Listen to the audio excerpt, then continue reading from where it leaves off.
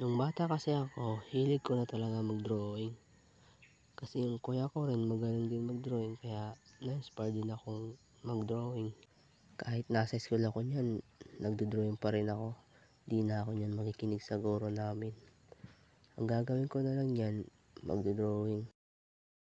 Oo, ginagawa ko rin mag-drawing. Kasi ang boring ng lesson na tinuturo ng guro namin nun. Kaya nagdo-drawing na lang ako kaysa makinig.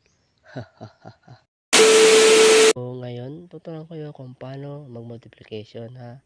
Kaya makinig mga bata. Hay, ako naman ang boring. Makapag-drawing na nga. Ens. Hoy, Ens. Anong sagot dito? Ako po, ma'am. Hindi, yung nanay mo. Siyempre ikaw nga eh.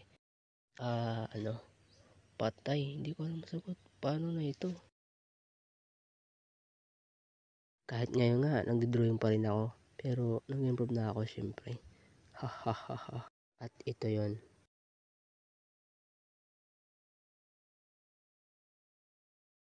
Ito kasi ng mga drawing ko nung grade 10 pa ako nito. May contest kasi sa amin nun, kaya akong ginawa nila. Guys, tapusin ko na to kaagad. Tawag sa drawing na to ay cartooning. Oo, cartooning. Pero talo pa rin ako kasi kakasimula ako pa lang nun. Ens, talo ka na. Ha? Talo agad? Ito na ngayon, gumagawa na ako ng mga animation live ko. Ano ba yan? Animation na naman? Ano naman ngayon na kung gumagawa ako ng animation? Iba naman to eh. Hindi naman gaya sa kanila. Manood ka na lang kaya.